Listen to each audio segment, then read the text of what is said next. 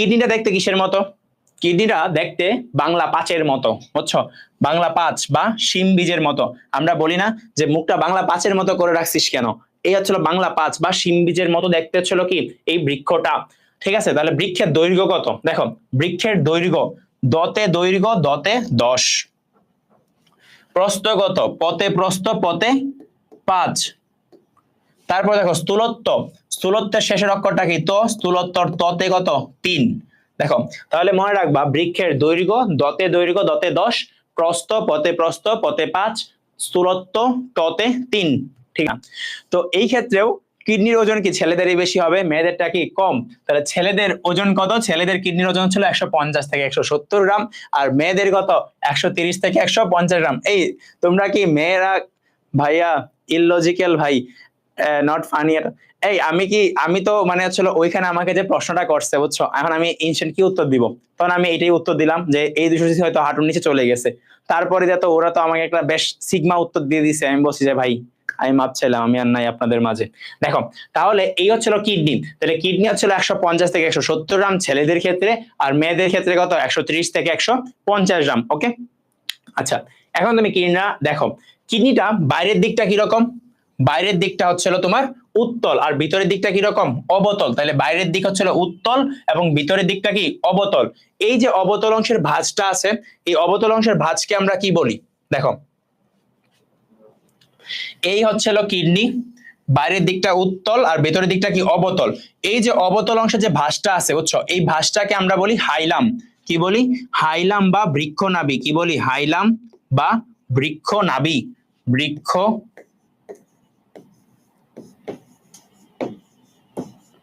বুঝছো, বৃক্ষনাভি বা হাইলাম বলি।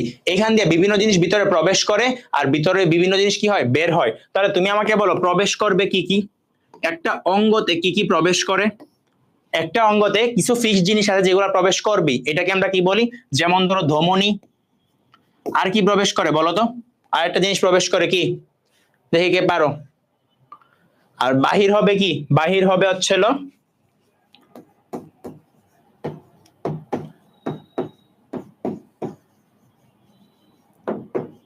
শিরা। তাহলে বাহির হবে কি? শিরা। আর হচ্ছে তোমার প্রবেশ করে কি? ধমনী। এই ধমনীর সাথে আর কি প্রবেশ করে? এটা তোমরা জানো না, একদম ইজি তো, বলো কি প্রবেশ করে? ধমনীর সাথে আর কি প্রবেশ করে একটা অঙ্গতে?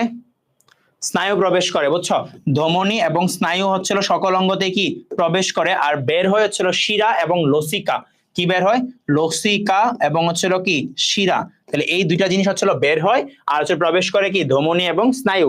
এখন একটা এক্সট্রা জিনিস কিডনির ক্ষেত্রে বের হয়। কি বের হয়? হ্যাঁ, Humaira Safina Sara very good, Shamsul Arifin very good. একটা এক্সট্রা জিনিস বের হয় যেটা আমরা পড়লাম, ইউরেটার বা কি রেচননালী বা কি গোবিনী। তাহলে ইউরেটার বা রেচননালী বা হচ্ছিল গোবিনী, এগুলো হচ্ছিল কি হয়? বের হয়। তাহলে এটা দিয়ে বিভিন্ন জিনিস প্রবেশ করতেছে আর বিভিন্ন জিনিস কি হইতেছে? বের হইতেছে। এটাকে আমরা কি বলছি? হাইলাম বা বৃক্ষনাভি। তারপরে দেখো এটার বাইরের দিকে একটা আবরণ আছে, বুঝছো? এই যে একটা আবরণ আছে, এই আবরণটাকে আমরা কি বলি? এই আবরণটাকে আমরা বলি রেনাল ক্যাপসুল। কি? Renal capsule. আমরা জানি কিডনি সম্পর্কিত কোনো কিছুকে আমরা কি বলি? রেনাল বলি। কি বলি? রেনাল। তাহলে এটাকে আমরা কি বলি? Renal capsule. তাহলে আমাকে বলো আরেকটা আবরণী আছে, ওইটার নামের মধ্যেও ক্যাপসুল কথাটা আছে, বলো তো কার আবরণী? কোন অঙ্গটার আবরণীকে ক্যাপসুল নামে ডাকা হয়, বাট অন্য একটা ক্যাপসুল? বলো তো কি? দেখি কে জানো।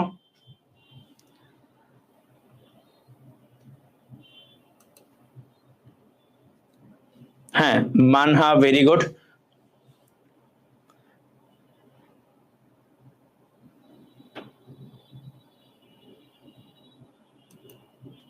হ্যাঁ, Bowman's capsule, very good. Bowman's capsule থাকে কই? যকৃতে থাকে। ঠিক আছে, তাহলে আমরা এতটুকু বুঝলাম। এখন এই যে অঙ্গটা, এটাকে আবার আমরা তিনটা ভাগে ভাগ করতে পারি।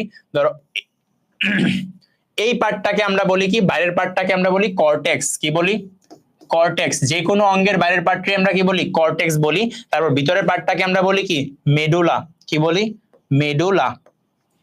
আর এই ভিতরে আরেকটা পার্ট আছে, ওইটাকে আমরা কি বলি? পেলভিস। তাহলে কর্টেক্স, মেডুলা আর কি? পেলভিস। তাহলে এই পার্টটাকে আমরা বলতেছি কি? পেলভিস।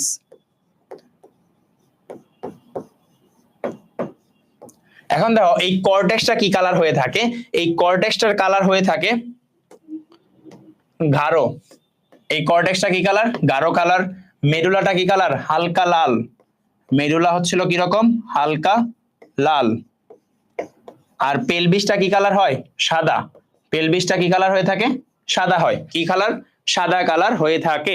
ওকে, তাহলে মেডুলাটা ছিল হালকা লাল, পেলভিসটা কি? সাদা। এখন এই যে মেডুলার পার্টটা আছে না, এই মেডুলার পার্টটুকুর মধ্যে আসলে কি থাকে? দেখো মেডুলার পার্টটুকুর মধ্যে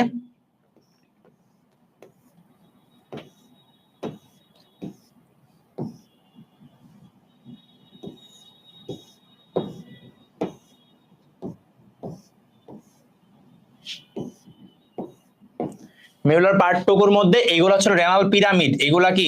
রেনাল পিরামিড। এই পিরামিড শেপের যে পার্টগুলো আছে এগুলাকে আমরা বলি কি? রেনাল পিরামিড বলি। তাহলে মেডুলার মধ্যে কি থাকে? মেডুলার পার্টটাই হচ্ছিল কি? Renal pyramid. ওকে, তাহলে এইটা হচ্ছিল কি? Renal pyramid. বুঝছো তো এরকম? তাহলে রেনাল পিরামিড বলি এগুলাকে। এখন রেনাল পিরামিডের মাঝখানে যে ফাঁকা জায়গাগুলো আছে, এই যে দেখো ফাঁকা জায়গাগুলা, এই ফাঁকা জায়গাগুলা কিন্তু কর্টেক্সের পার্ট। এই পার্টগুলা কার? এগুলা কিন্তু কর্টেক্সের পার্ট। এইগুলাকে, এই ফাঁকা জায়গাগুলাকে আমরা বলি রেনাল কলাম। কি বলি? রেনাল কলাম বলি। তাহলে বলো রেনাল কলামটা আসলে কার পার্ট? কর্টেক্স নাকি মেডুলার পার্ট? কর্টেক্সের পার্ট। ওকে, কর্টেক্সের পার্ট হচ্ছিল রেনাল কলাম। তাহলে এই পিরামিড গুলার মাঝখানে ফাঁকা জায়গাটাকে আমরা কি বলি? রেনাল কলাম বলি। ওকে, এতটুকু বুঝলে আমরা বইয়ে যাইতে পারি। দেখো এখন চিত্র দেখলে তুমি ইজিলি বুঝতে পারবা। তো এটার মধ্যে এই যে তোমার হচ্ছিল পিরামিড গুলো আছে, পিরামিডের যে চূড়াটা, এই চূড়াটাকে আমরা বলি রেনাল পেপিলা। এই চূড়াটাকে আমরা কি নামে ডাকি?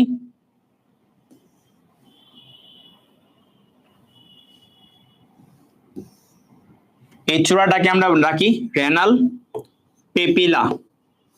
কি নামে ডাকি? রেনাল পেপিলা নামে ডাকি। ওকে, রেনাল পেপিলা বলা হয়। এখন এই যে তোমার এই রেনাল পেপিলা গুলা যুক্ত হয়েছে একটা পথের সাথে, তুমি আমাকে বলো আমরা বড় রাস্তায় উঠতে গেলে মানে আমাদেরকে আগে কি ছোট রাস্তাগুলো অতিক্রম করা লাগে না? তো এইটা পেলভিসের সাথে যে যুক্ত হয়েছে রেনাল পেপিলাটা, কার সাথে? পেলভিসের সাথে। কি দিয়ে?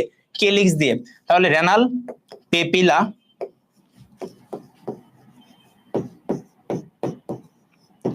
দিয়ে যখন মূত্রটা কই আসবে? পেলভিসে আসবে। কি দিয়ে আসবে? একটা পথ দিয়ে যে আসে, এই পথটাকে আমরা কি বলি? এই পথটাকে আমরা বলি কেলিক্স। কি বলি? কেলিক্স বলি। বুঝছো? তাহলে এই যে কেলিক্স, এটা তোমার এই কেলিক্স হইতে পারে দুই রকম। তাহলে প্রথমে কি করবে? ছোট পথ দিয়ে যাবে, এটা হচ্ছিল কি? Minor calyx.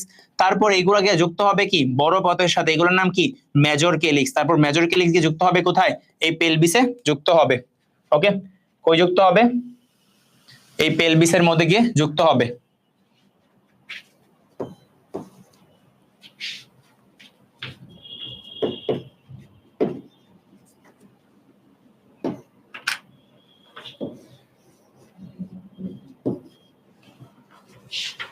তাহলে এই মেজর এবং মাইনর। ওকে, তাহলে এতটুকু আমরা বুঝলাম।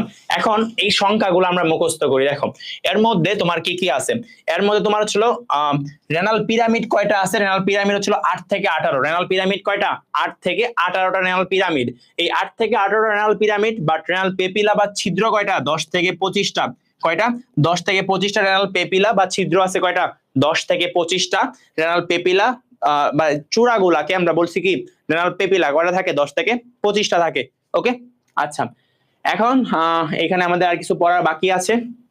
দেখো তারপরে হচ্ছে মেজর কেলিক্স এবং মাইনর কেলিক্স। তুমি এই চিত্রটার দিকে খেয়াল করো। দেখো একটা মেজর কেলিক্স, একটা মেজর কেলিক্স, তাহলে কয়টা? দুইটা। তাহলে এইখানে মেজর কেলিক্স আছে দুইটা, বাট নরমালি থাকতে পারে কয়টা? 2 থেকে 3টা। আর মাইনর কেলিক্স থাকতে পারে 8 থেকে 14টা। কয়টা? 8 থেকে 14। তাহলে রেনাল পিরামিড থাকে 8 থেকে 18টা, রেনাল পেপিলা থাকে 10 থেকে 25টা, মেজর কেলিক্স 2 থেকে 3টা, মাইনর কেলিক্স কি? 8 থেকে 14টা। ওকে, তাহলে এই ছিল আমাদের এই পার্টটুকুর পড়া।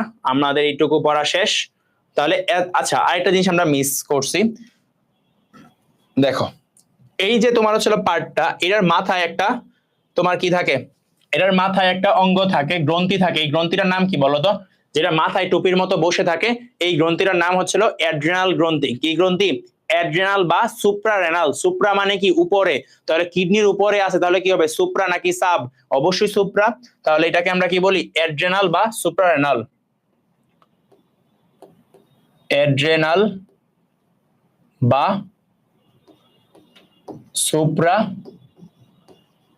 রেনাল।